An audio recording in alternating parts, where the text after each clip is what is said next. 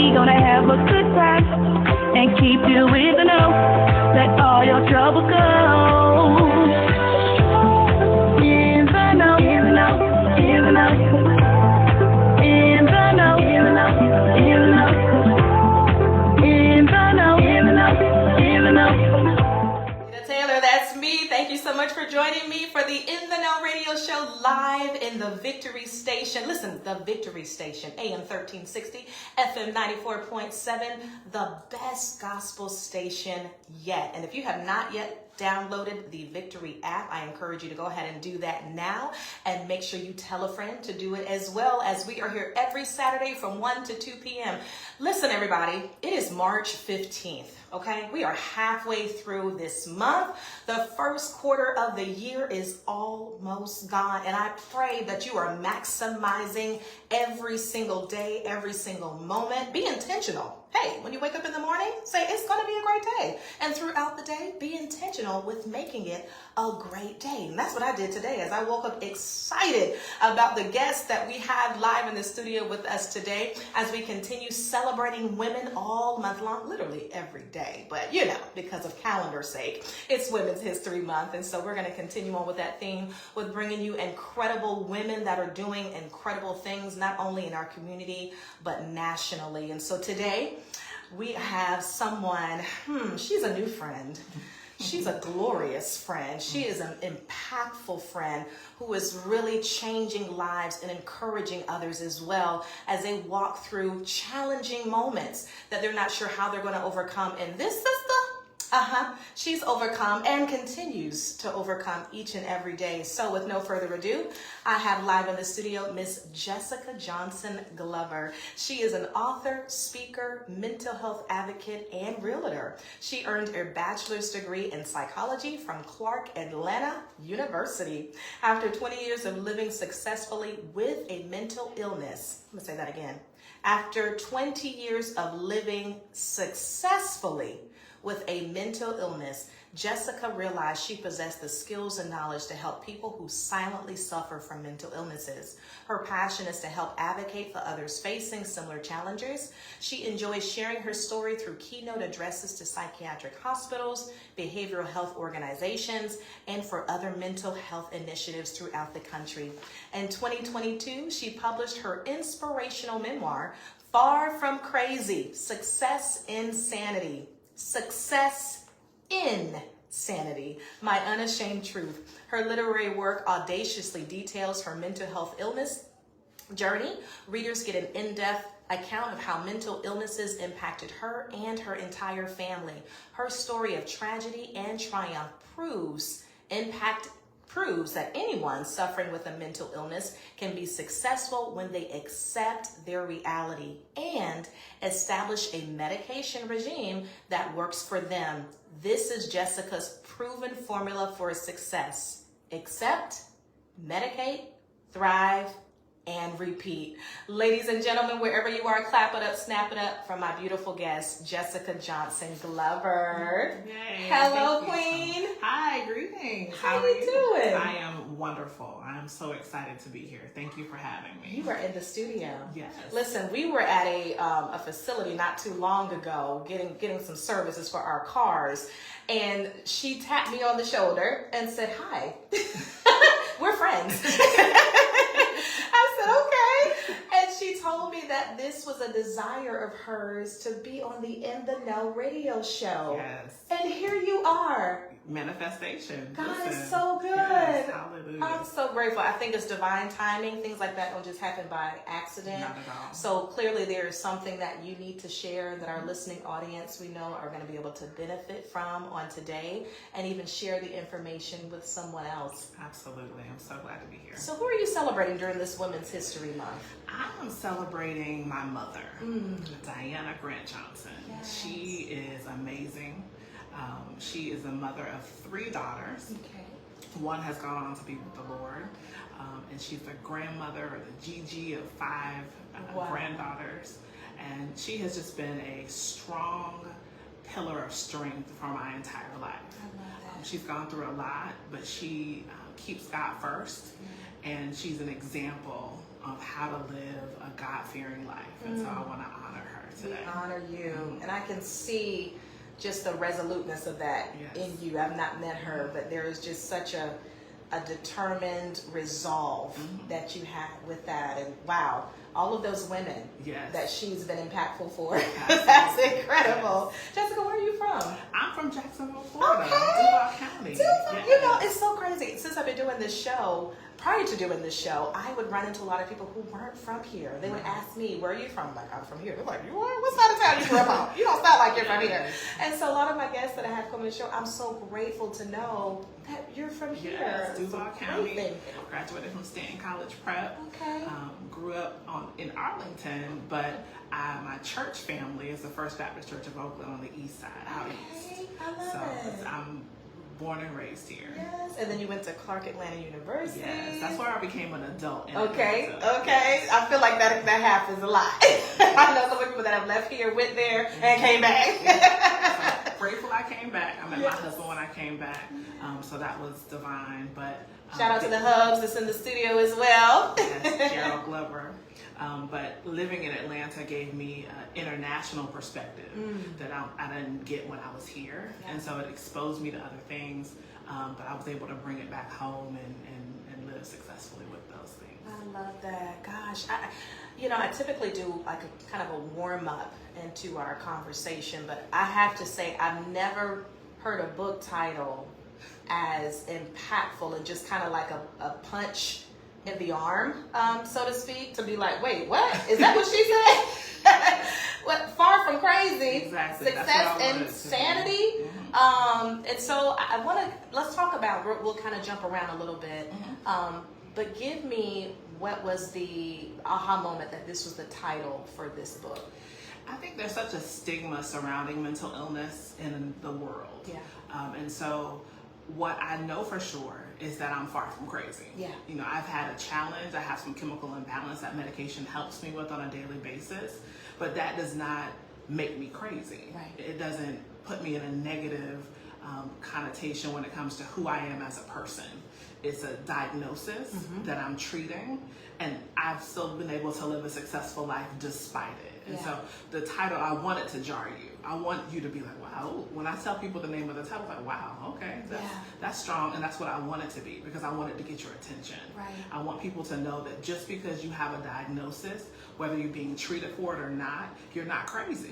And that's just a negative connotation that's been associated with mental illness. Because that word crazy, it's big. It's a big word. It's a word that obviously a person is put into a category of being out of their mind, incapable of making, responsible, wise decisions. That shows, maybe a consistent pattern of instability with relationships and tasks. But that's totally not you. No, it's not. And it's not anyone who has a mental illness. That's just a term that people have given it. Yeah. Because I think people are afraid to tackle what mental illness really is. So instead of saying we're going to help our cousin or help our sister or help our brother, we just say, oh, he's crazy. Right. We don't worry about him. He's crazy. No, he's not. He has a challenge, and we need to get a diagnosis and some help for that person. I would even venture to say that some people may even use the word crazy for fear that some of the traits that person is exhibiting, they themselves have it too. Exactly. Because I think we all have a little something that's imbalanced, especially living in the world and the food and just so many different variables that can really impact our cognition and the way that we behave. Not to say that we have a mental illness, but there is a bit of an instability that we have to be aware of, kind of keep at bay, whatever that may look like, exercise, prayer, turning off social media to make sure that mentally we are able to function in a healthy, vibrant kind of way. I think what people have to realize is we all have mental health. Every single living individual in this world has mental health that has to be managed. Yeah. So it's not just people that have a diagnosis of an illness, but we all have to maintain our mental health, and anything can set us in a negative direction if we don't manage it. Yeah. So it's not just people that take medication. Right. We all have to have peace in our minds, peace in our spirits. We have to make sure we're taking care of our bodies and that we're getting the proper rest so that we can maintain mental health. And so it's not just for people who have an illness, we all have mental health that needs to be managed. And I'm so grateful, I'm sure you can echo this, how now it's so much more received and the conversations are so much more prevalent so that we all can manage our mental health in a more, more functional, normalized type of way. Like the word mental health, all the different terms that we use surrounding mental health was such a stigma at a time.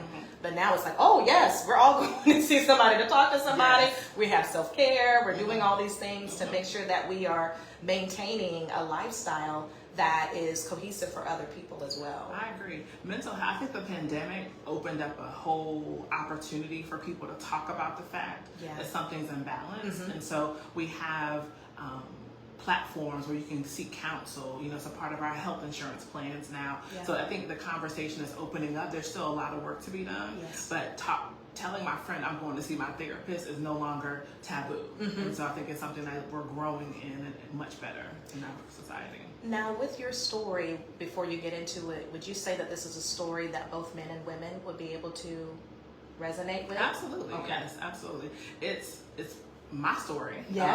But it's something that I was once ashamed of. But writing this book and talking keynote addresses and platforms like this has allowed me to be free from it because I know the other side. I think when you're in the middle of it, that darkness of the unknown, not sure what's going to happen, allows you to be afraid. But now I'm free to share, and it's helped so many people. And that's what my mission is to continue to do. So you said for 20 years, and you don't look much older than 20. So this clearly was something that manifested really early in your life. How old were you? I was 25 years old when I was diagnosed. I'm now 40, about to be 48 years old. Okay. But gorgeous. This goes back generations of my family. On my father's side, my great uncle suffered from mental illness. 10 years before I was diagnosed, my father suffered from an episode as well. So it's been something in my bloodline on my father's side for generations. And what started my diagnosis when I was living in Atlanta, it happened when I was in Atlanta. I was in love with a childhood love. And so we reconnected in Atlanta and my mind snapped. And so I went to a place of mania. I'm diagnosed with bipolar disorder. So that means you have extreme highs and extreme lows. And so that relationship allowed my mind to be very high. And so I was, couldn't sleep, couldn't rest. And the major episode that happened is I walked outside of my graduate apartment completely naked. And so the apartment manager came, she whisked me into the office, called the ambulance, called my parents in Florida. I went to a psychiatric hospital, and that was my first experience with my mind not being completely whole. And so we got help. I was there for a while. My parents brought me back to Florida. I remained here for some time and got back into life, making sure I had regular routines and, just all the regular things that life has to offer. So when I got better, I met my... I'll pause you for just a second. I just want to honor your courage right now for just your vulnerability and sharing your story. When you found out what was happening and you got the diagnosis, was there somewhat of a sense of relief or clarity just to kind of know, okay, now I know what I'm dealing with? And if not then, did that moment actually show up? It came over time.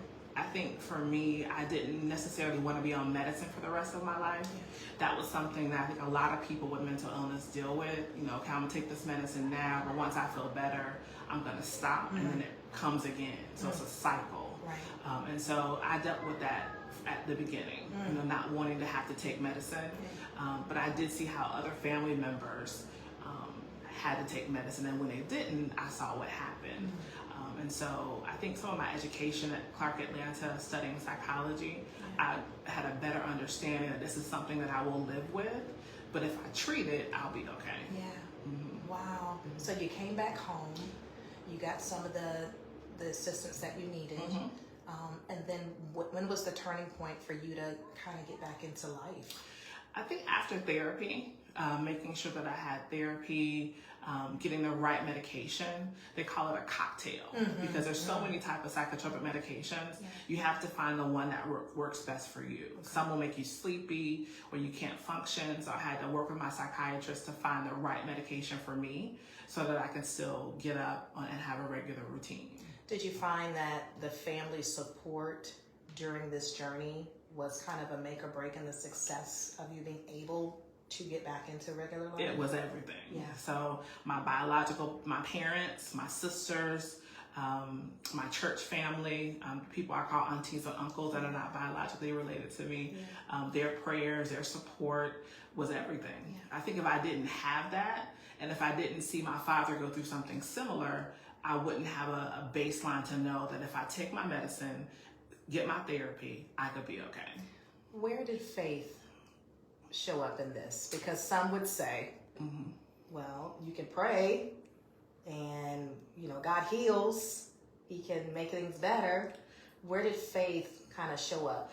It is faith and medication. That's right. Come on. I need people to understand that it is not, God is my source. Yes. I've been saved since I was 9 years old. I speak in tongues. I have a daily relationship with Jesus Christ. Yeah.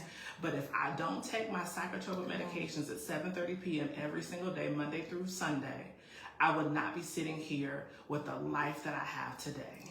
And you have to get the proper chemical help in your brain in order to live along with prayer.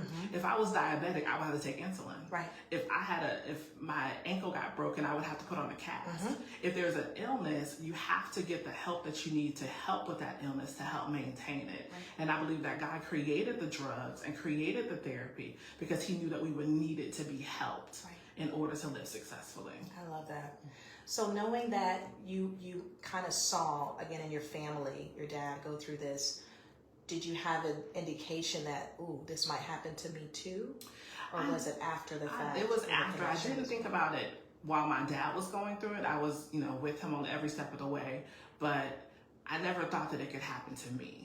I look just like him. I act just like him. He has a sister who we are twins.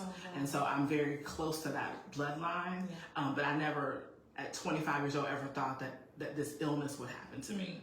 But after it did, I saw the connection. Yeah. So what is it that, what was the timeline from when you started, because you graduated from Clark Atlanta, came back to Florida, began working, and so in your work and in balancing this mental illness, when was the charge for you now to say, you know what, I want to be an advocate for what I'm working through right now in my life? It was on my 40th birthday. So my book was released at 40, so that was almost 8 years ago. So it was a long period of time between living with it successfully, working, finding my path, and then writing my book. So I literally started writing my book during the pandemic in 2021, and it was released in July of 22. And so I think when I got to 39, 40, I realized that there's so many people that are hurting in silence, who sweep it under the rug, who don't want to talk about it. And I refuse for my 5 nieces to not be able to have a conversation if something's being challenged in their mind. And so I wanted them to see Auntie Jessica. She can talk about it. So if I'm having a problem, I can talk about it too.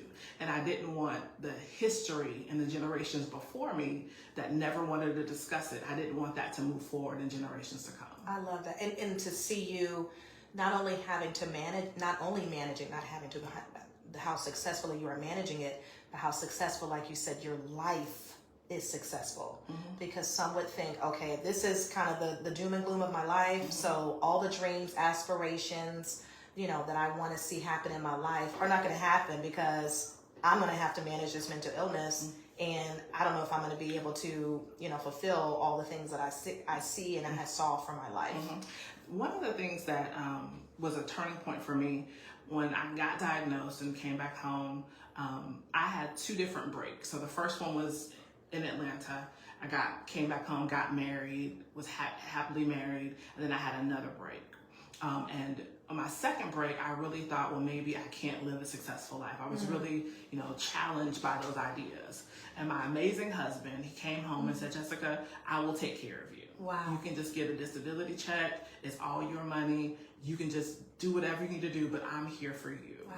And I called the disability office. And the lady said, she looked through my profile, looked at all the jobs I've had in my career. I've had lots of jobs. And she said, Jessica, I'm not giving you this check. You have so much experience and you have so much ability that this is not going to serve you. So I'm denying your application. Wow. And when that happened, it's something clicked in me and opened up the idea that I can do anything because I have experience despite this illness to be able to still go get a real estate license and go get an insurance license and sell houses and sell life insurance and all the things that I'm doing now.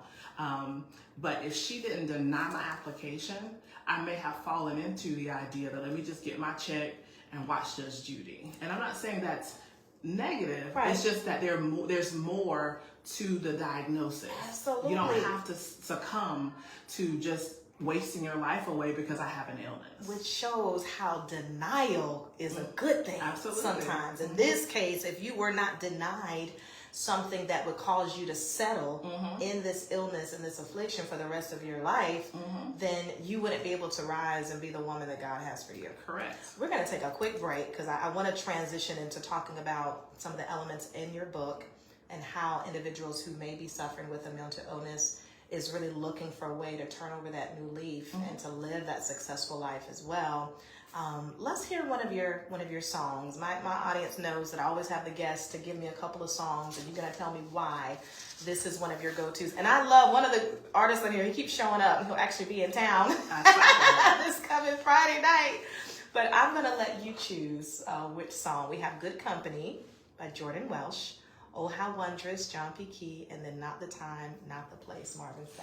Not the time, not the place. Come Marvin on. Sapp. Why is this one of your go-tos? Because it's not the time or place to give up. Come on. We have hope. Yes. You know, no matter what we're dealing with or going through, God is still faithful and He has a plan for you.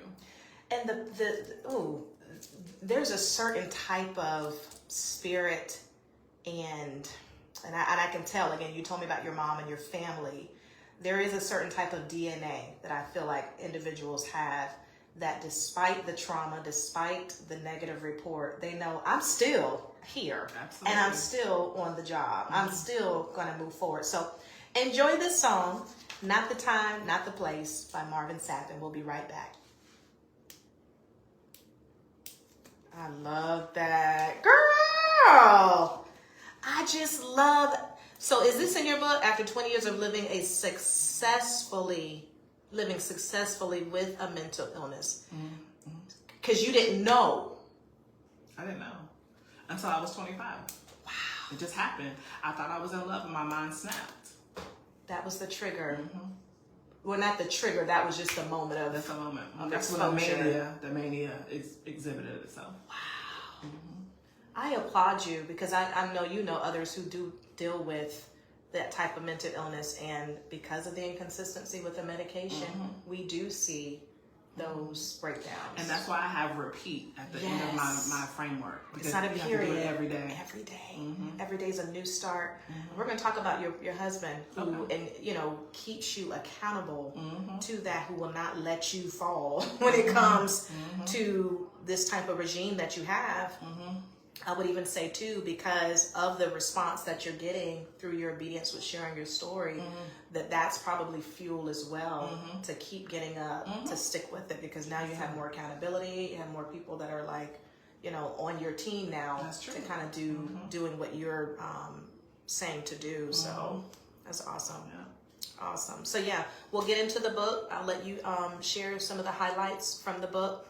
Okay. And then we'll talk about some challenges that we see, women may have. May not be the bipolar, but just other mental health challenges. I know you're not I have a couple of therapist, statistics too. but yeah, I'll let you get into that. Definitely get into that too. This is good. And it goes by so fast, like halfway done. Like, wow. I hope y'all are enjoying. Hey, Aaron. Let's see who's watching right now. Hey, Aaron. Hey, Marosa. Hey, Roxy. Hi, Miss Nona. Hey, Nona.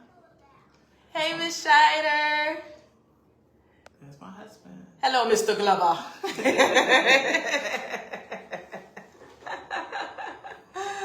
Oh, man. And then you're going to also share some things that you may have coming up. Yes. So, like, if you have some events or I don't know if you're doing that. I'm creating my YouTube channel, My Thrive Tribe. Okay. We'll talk about that. Yay. And you said it's up, right? No, not yet. Okay.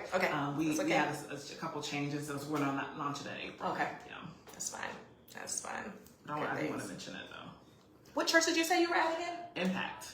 Oh, you're Impact now. Okay. First Baptist is where I grew up. Oh, okay. I'm at Impact now. I've probably seen you there too. I'm sure. Bishop George Yes. Davis. Okay. Do you do anything there at the Not church? yet. We just joined last May. Oh, okay. So I'm trying to find my small group. Yeah. And all of that. That'll be good. Oh. And all your family is here? Yes, Okay. my immediate family. My parents are from Savannah, so I have a lot of family in Savannah. Okay. Are they still here? Yes. Okay. Yeah. Okay. I have aunts. I have 2 aunts. I have an uncle. So are there any brothers, any nephews? Girls everywhere. Wow. My mommy had 3 girls. My sister has 5. Wow. I don't have children. Okay. My baby sister didn't have children. Okay. And my husband has 10 nieces and nephews on his side.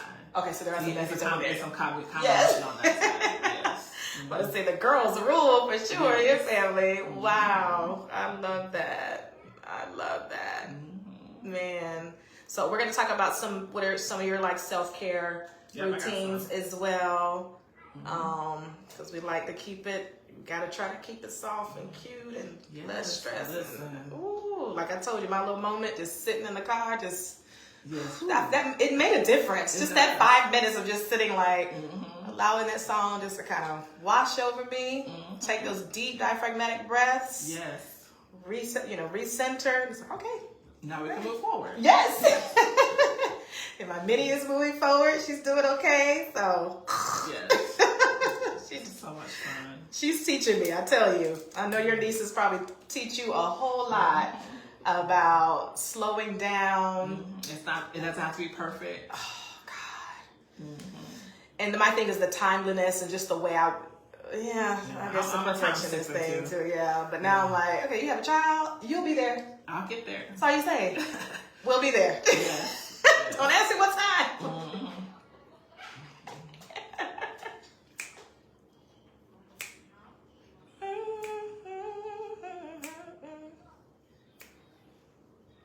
I just saw Marvin Sapp on, did you see his Tiny Desk? I did. I'm so proud of him. Yes. That was really out of, you could tell, not his comfort zone, but that space. It was good. He did a great job. He did. I need to listen to those songs. I think I heard one of the R&B songs. I haven't heard the R&B yet. I was like, oh, we're not making it. Oh, man.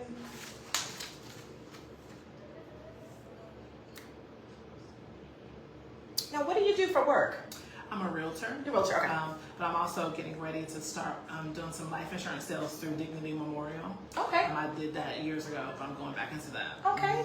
Real estate has been challenging. Yeah. A lot of legal changes. So I'm going back to my life insurance roots. Can't imagine. During these times, it's just...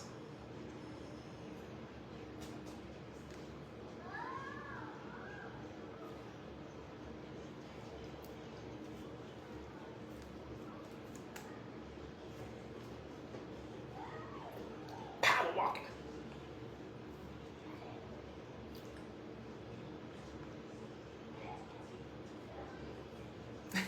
Your husband say, that's my bride.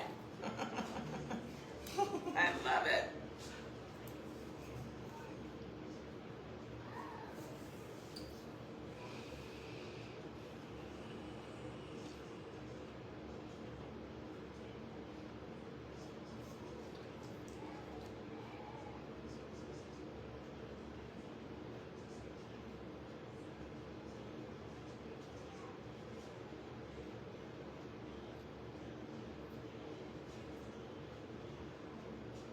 All right, and you are now tuned into the In the Know radio show right here on the Victory Station. Thank you so much for joining us.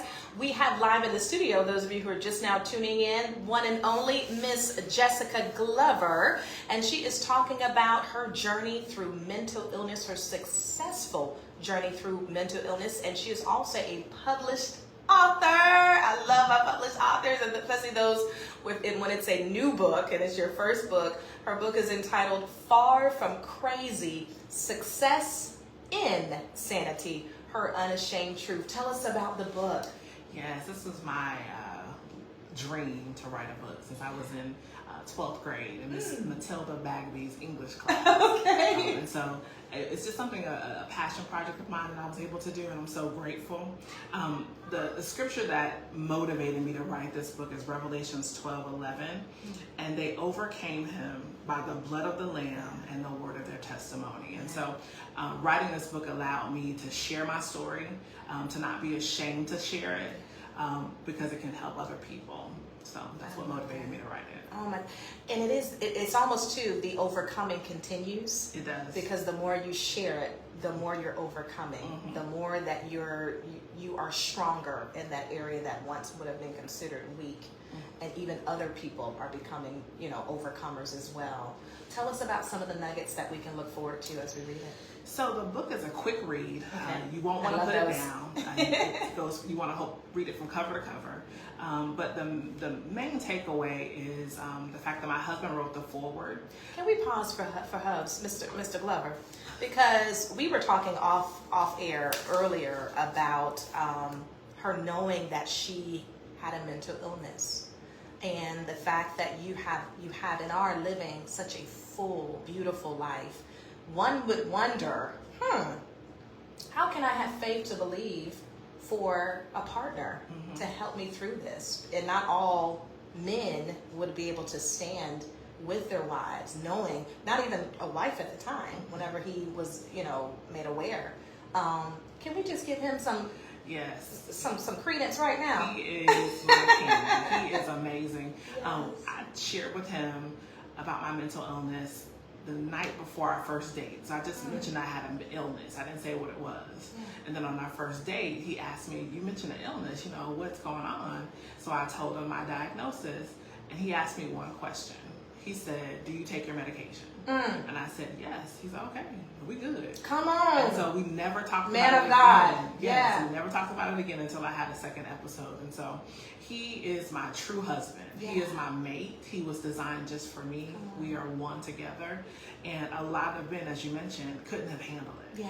They wouldn't be able to stand not knowing what that future could hold. Right. And so I'm so grateful for him. I honor him. I'm grateful for him too. Thank you, sir. Thank you, sir, for being a great example. So as you are continuing to walk this journey out, because it is a daily journey, and you are promoting this book, what are some things that people who may not have maybe a diagnosis, but they do recognize there's some things in their mental health that can be improved upon, and that they can even be a little bit more accountable towards as well? What are some things they can look forward to? So I think self-care and self-awareness are very important. We know ourselves better than anyone else. Right. And so also those that are surrounding you, so your sisters, brothers, best friends, should be aware. You should be aware of each other. Right. So if there's something that's off, a little, maybe they're not sleeping, they're talking very fast, just behavioral is not normal. I think we should just keep an eye on those things because it could be a sign or symptom of something greater. And so that's that. I do think also that therapy is very important for everyone's mental health, not just those that are diagnosed with a mental illness. Therapy is important because it gives us an opportunity to share things that are on our hearts and minds that you want to keep private, that you may not want to share with your mother or your father or sister or someone else close to you because you fear judgment. And so therapy offers a safe space to be able to share what's really on your heart and get strategy and tools to help you manage your life. I think that's very important. It's so important too. While you were talking, I could only recall what the disability office had shared with you in denying you that compensation because she saw your resume of all the things that you accomplished. And I would just venture to say, even though people that may seem to be so accomplished, so successful, that family, and thankfully your family, I'm sure many others out there, believe the person that says something's wrong, or I haven't been sleeping well, or my mind is wandering. You know, they recognize something isn't right, and that community, although this person may on paper seem well put together, that they would believe them. Because I've seen it, you know, where a person can just seem to have, you know, the buttons and the bows and the accolades, and a person's like, pray for me, or, you know, something's all right. Oh, girl, you're fine. You'll be okay. Oh, be thankful. You know, just all the cliches when it's really that person's cry for help. Exactly. To say, if I'm saying it, I don't really know what's wrong, but I know something isn't right. And then when something happens, that person takes their life or hurt someone else, then we try, we should have listened to Susie. Oh, no, she was crying out to us. Right. So we have to listen. And so having that community around you and people tuned into who you are, not so preoccupied with themselves, but being able to pay attention to those around and get people the help that they need. Every time I was sent to a hospital, I went through an emergency room. And so if you have to take someone to the emergency room, they have psychiatric hospitals all throughout the city, all throughout the nation.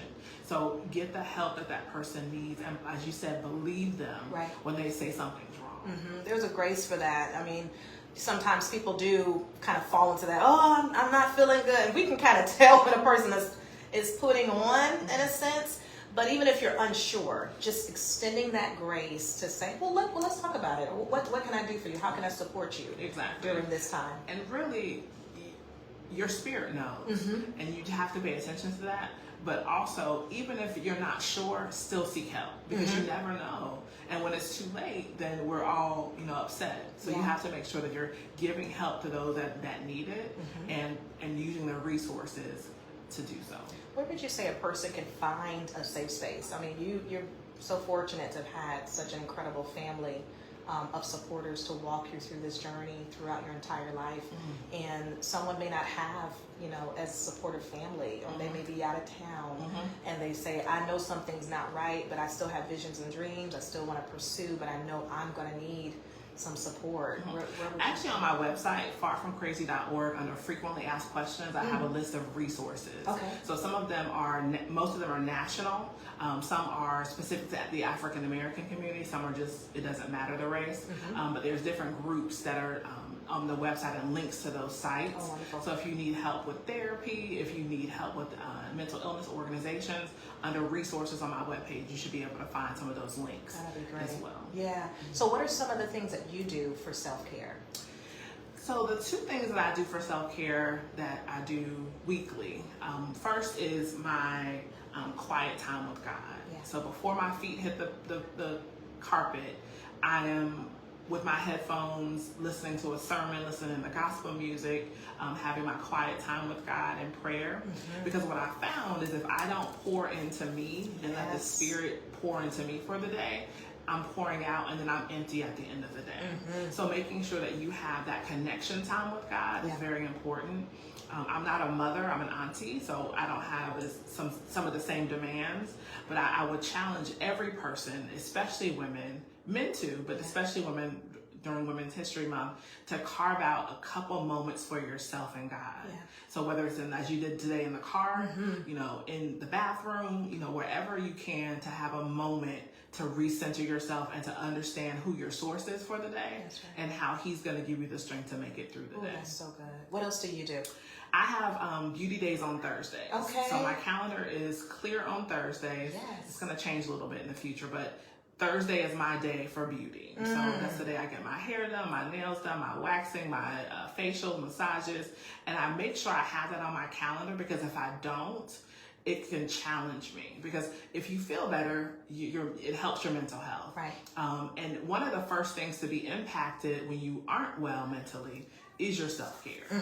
You might not get in the shower as often as you need to. Yeah. You don't comb your hair, or you don't wash your face and freshen up. And so when those things are done well for me and I keep it on a consistent basis, my self-care, it helps my mental health overall. And it sounds like putting it on the calendar really guards that time. It does. Even that mental moment, timers. Oh, it's 12:15. It's time for quiet time. Exactly. Whatever's happening, turn it off, sit, 5 minutes of meditation. And it makes it that priority, but it also kind of sets a boundary. It does. What does boundary setting look like for you? I just say no. Y'all heard that? Period. It's nothing extensive. N-O. No. It's just not. I don't have the capacity. Yeah. You know, this isn't, that's my calendar's already booked for that time. You know, and making sure that I schedule things that Jessica wants to do. Yeah. That Jessica needs to do as far as work and things of that nature. But I don't, just no. Because it's a game changer. It is. Whenever that boundary is crossed for yourself, you are not going to get the best of me. You're not. Because you just robbed some time of investing in me that could helpfully make me better. And then I'm going to be bitter. Yeah. Because I don't want to do this anyway.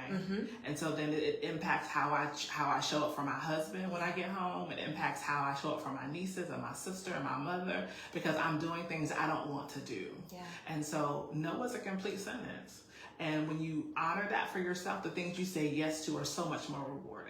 Women we're so quick to kind of give in and pivot in our lives, whether it's in a relationship, whether it's at work, whether it's in ministry. So often we'll be the ones to say, oh, okay, I can do it, or oh, I'll make this work, or oh, okay, I'll shift. How have you been able to manage those different dynamics in those circles? I think for me, as I've gotten older, I've become more of an introvert. And so I'm learning how awesome Jessica is. And so when I was younger, I would always seek outward for attention, validation, you know, what she thinks, what they think. And so I think the pandemic really helped me center myself and go within to know, what do I like to do? I discovered in the last year, I like to bake. And so Johnny Mae Sweets was born, and I baked pound cakes. Yeah. And so, hold on. This is you? I do. Pound cakes? I make pound cakes. Strawberry?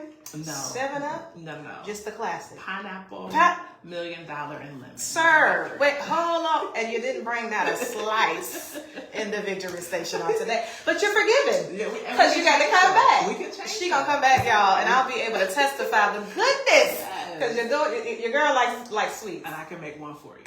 So, y'all heard it. I'm looking forward to my cake. I just got to have it. But I would have never discovered my love of baking if I didn't have quiet time to look on YouTube and see a recipe. I'm like, let me try it. I can so relate to that. And it's kind of a sad and a scary thing. It's like, all this time, this has been in me, but because I have given that time away. But God is redemptive, so he can redeem time. He can. But you get to know you. Like, what do you like to do? What makes you smile? What brings you joy? And do those things. Yeah. Life is short. It's too short. It's but a vapor. And we have to be able to do what we're called to do and enjoy it in the process. Well, God gave that we might have life and that abundantly in its fullness. So it does make sense for us to be able to spend time with ourselves to know what that abundance is so that we could share it with the world. Correct. We're going to listen to one more song, and we're going to hear a few titles of some of the chapters in this book that I'm looking forward to reading on this spring break of mine next week. But the song that I'm going to be a little selfish here, if that's okay. Oh, How Wondrous. Yes, one of my favorites. Yes.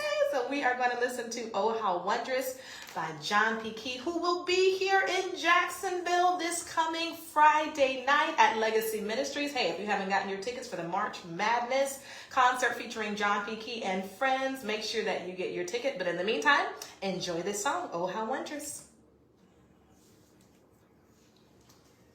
That's so good, man. That boundary thing is such a double-edged sword in a good way, because it is reminding people where you stand, and then it's allowing you to kind of discover those things like you just said that you didn't even know. You didn't even know. I just went through that season.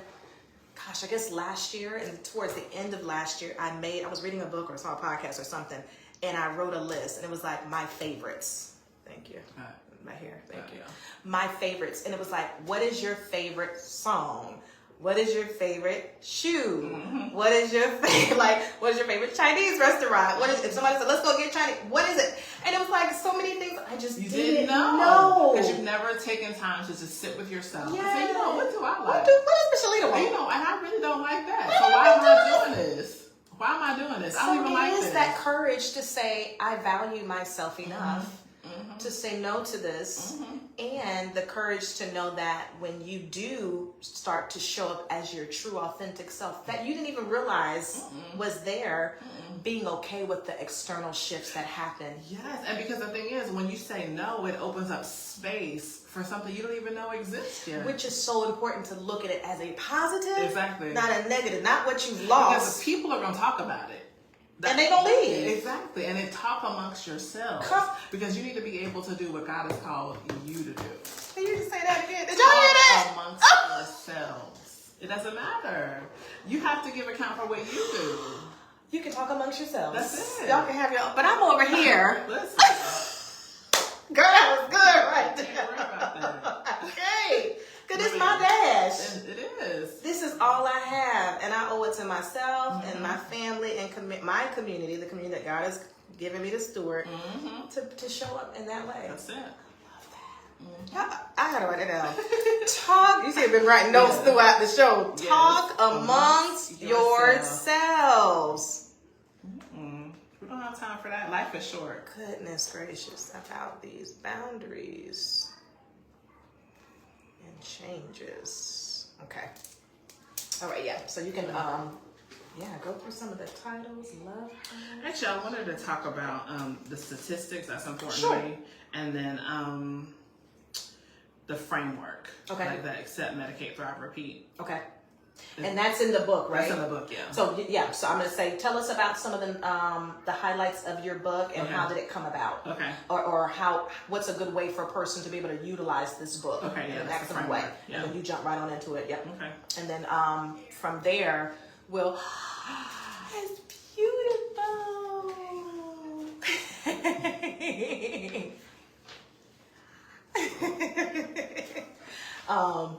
And then so that'll segue because it'll give us about 10 minutes. Okay. We'll segue into your community, your YouTube community, how people can find you and keep up with all the things that you have coming up, and of course we'll talk about where they can get the book, which is going to be wherever books are sold. I really want to go to my website so I can sign it, autograph it. Yeah, that'd be great. So I'll mention autograph copy. Yes. I love it. I love the colors. I was going to ask, are you? No, ma'am. Okay. People ask me that. Because I know you get it. Green is the color of mental illness, or mental health, I should say. And they just got coral. This is a coral, not pink. Not pink. Yes. I'm not. No. I'm like, I know she get it. No, all the people time. ask me that all the time. But people that are, that's not the right color. They know. Yeah. Yeah. I have a very good friend who is a leader in the city, in that organization. That's not our color. That's not our color. So you're good. Hey, Auntie. Ooh, RJ says, your cakes are awesome. RJ, I cannot wait to be a testament of it. That has made my Saturday. Hey, Ray.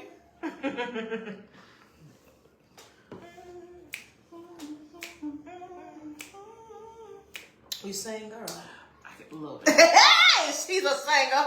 People who sing, they, well, you know. Okay, that means yes. Gets me hyped every day. When I listen to the song.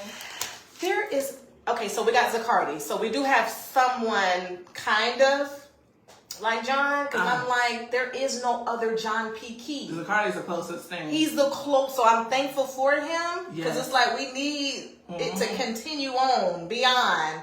Not that John is going anywhere, no, but you know what I mean. It's like you just think about that sound, and oh my God, it's just so rich. We're gonna go right in.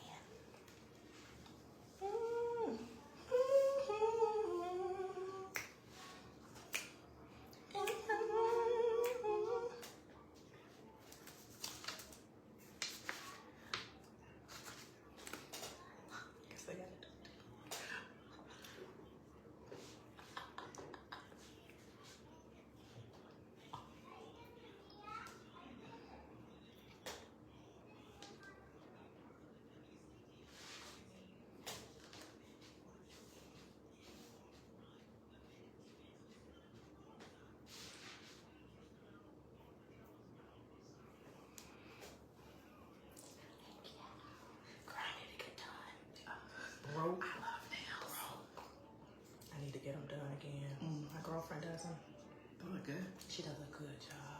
I'm a big Self-taught. nail person.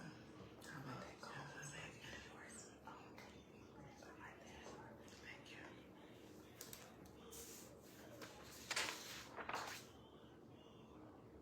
All right, so make sure if you have not already called to the station to be a part of that walk that's taking place on next weekend, you make sure you do it. But before we end our show, we want to make sure that we're hearing the main details of our sister's book, Far From Crazy, Success in Sanity, My Unashamed Truth. Okay, Jessica, so tell us, what is the framework of the book and how does a person actually apply it to their life?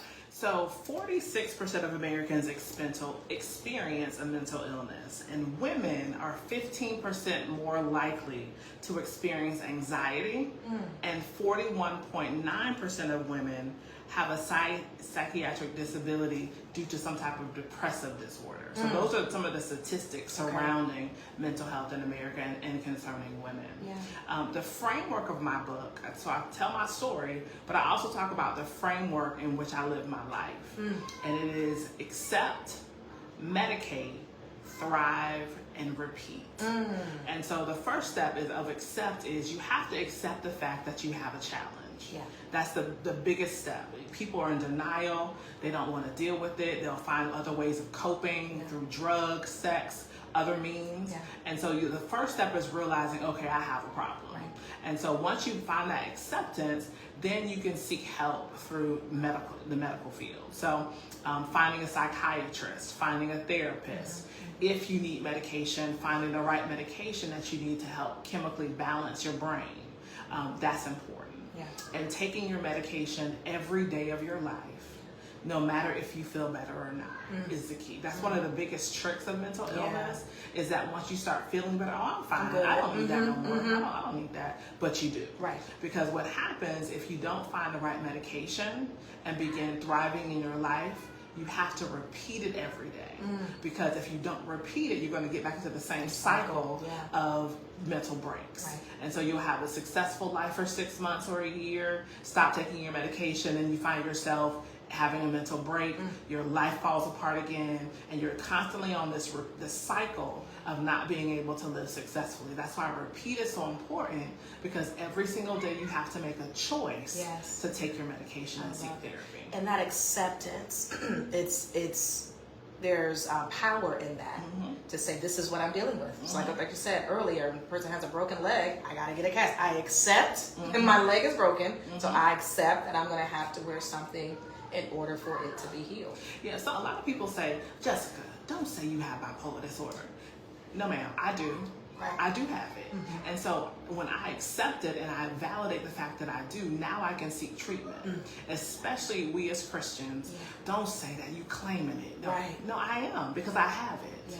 And when I acknowledge that, then I can make the necessary steps to get healing for it through proper medication. I love that. That's empowering. Like we said earlier, it's empowering to know that you do play a part in that daily healing, that daily wholeness that you're making every single day, and choosing to, so that way the trajectory of your life can continue to grow. It doesn't have to plateau. Exactly. If you're not doing that cycle every day.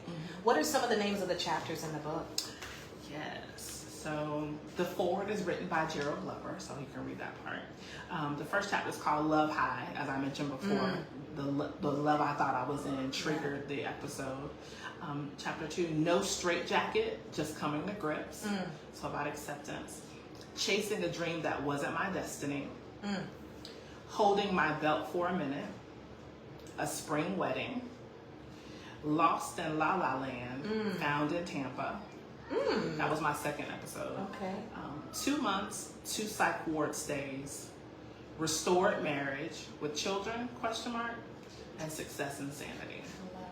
It sounds like a beautiful journey that you have gone through and are continuing to be on. Thank you so much. Thank you for having me. So tell us, you have something really exciting that is happening right now surrounding this book. So one of the things that I found just through my lived experience is that women dealing with mental illness and finding help and healing.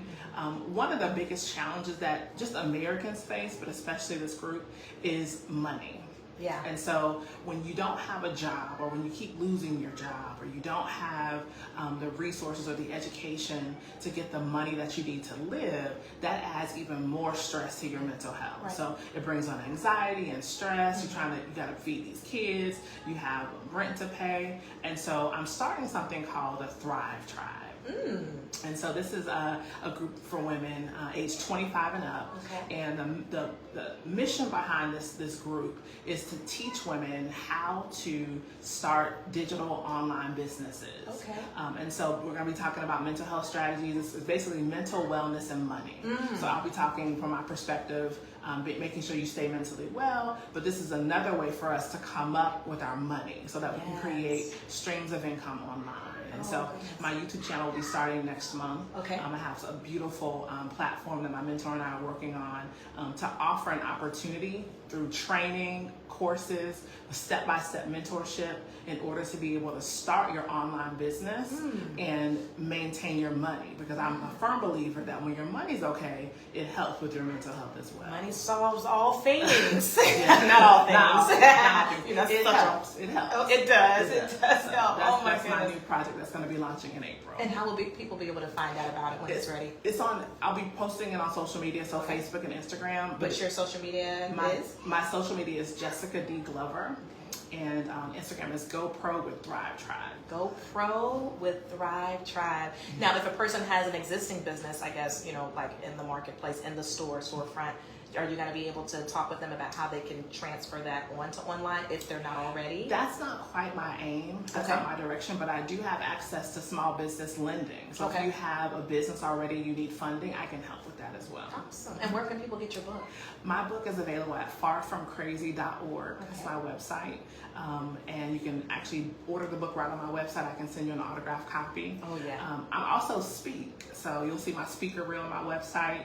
I speak at keynote addresses for fundraisers, churches. I just spoke at Santa Fe College last couple weeks ago in Gainesville. So, do you have any things coming up?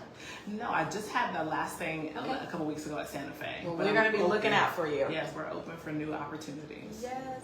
Thank you for coming. Thank you for having me. I really believe that the audience got some great nuggets. I know I did. Make sure that we have that family support, that you have family that you're able to trust.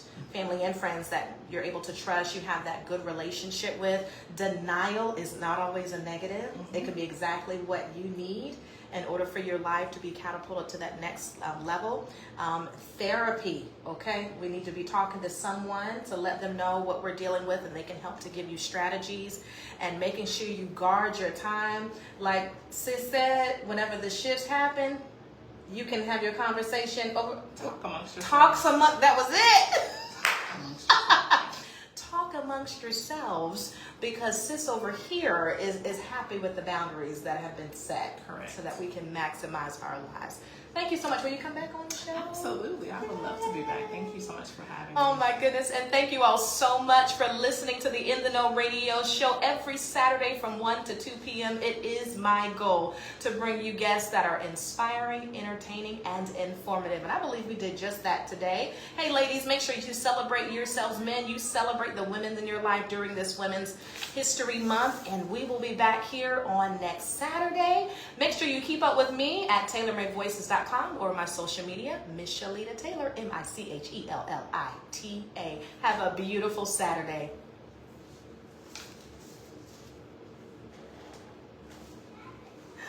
Oh, that was great. We got it all in, girl. You did it. That was awesome. Look how beautiful it is.